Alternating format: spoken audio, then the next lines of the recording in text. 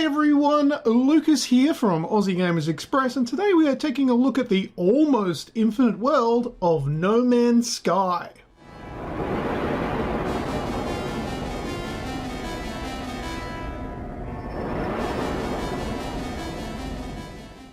This game is probably one of the most hyped video games for this generation of gaming, and it managed to excite a lot of sci-fi nerds out there without really explaining what the hell the game was all about and what would be found inside.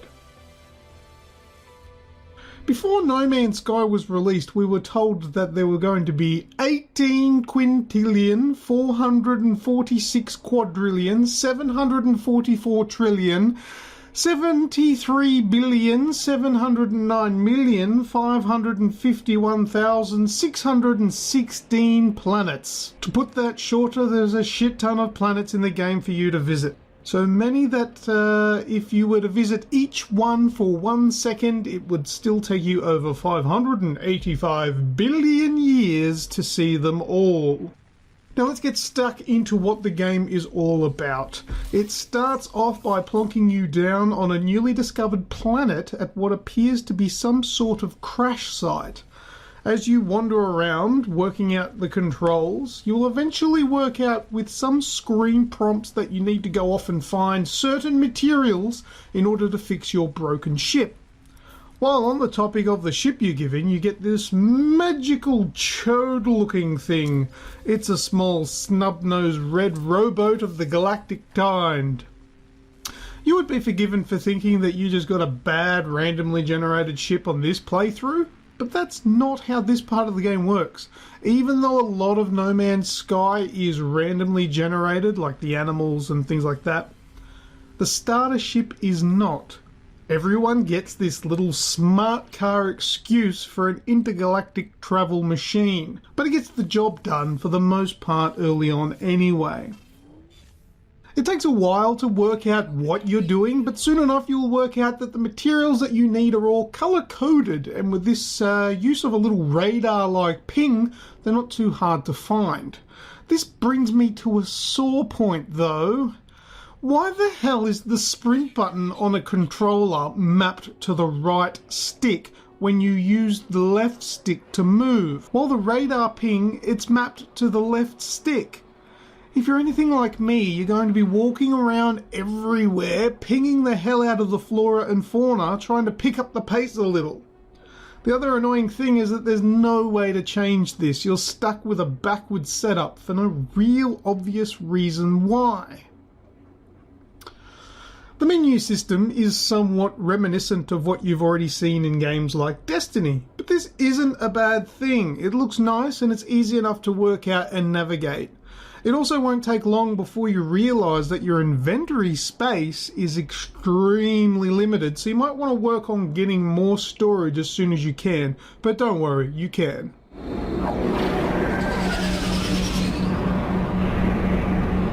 Now I want to get into the story, and with this there will be no spoilers to speak of because there is no story. You won't find any cutscenes or any character development or anything really within the game.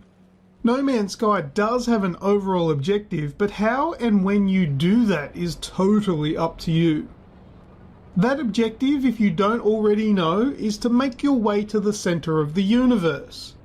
What you find at the centre has been promised to be accompanied with many Easter eggs and surprises. While I'm not sure what they mean by Easter eggs as yet, I did happen to meet a familiar robot face in my travels. It's this guy. Remember Wheatley from Portal 2?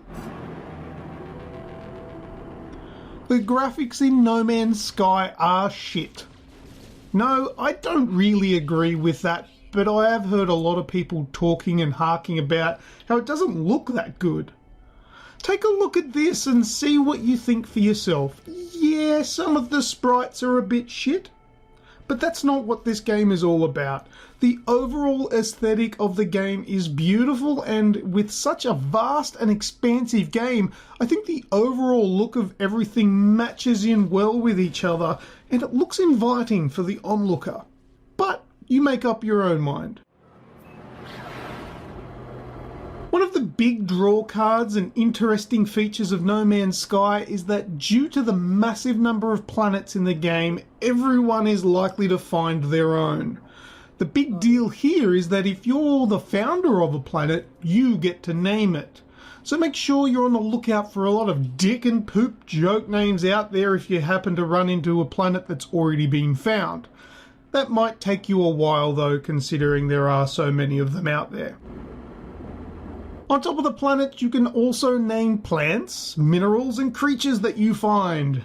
There is one glaringly obvious thing that I need to mention though.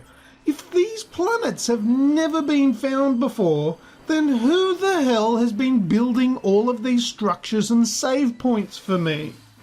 Something tells me you're playing the futuristic Captain Cook and you're settling on inhabited lands and claiming them for yourself.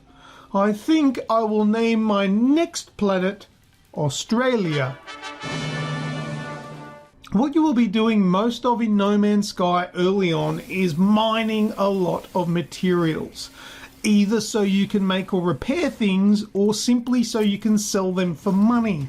This can turn the game into a massive grind fest as you literally spend hours mining rare materials to sell.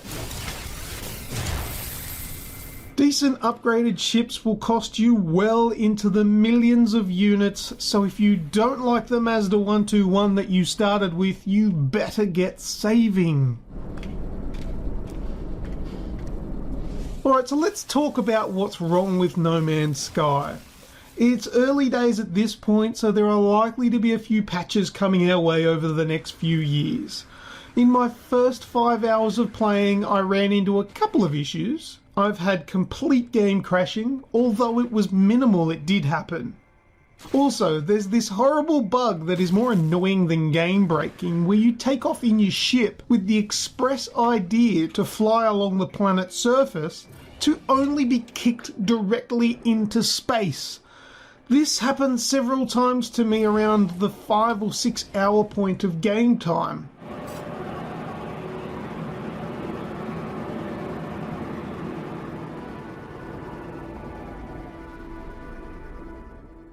Another issue, and once again more of an inconvenience than anything broken, is the rendering of mineral deposits from your ship.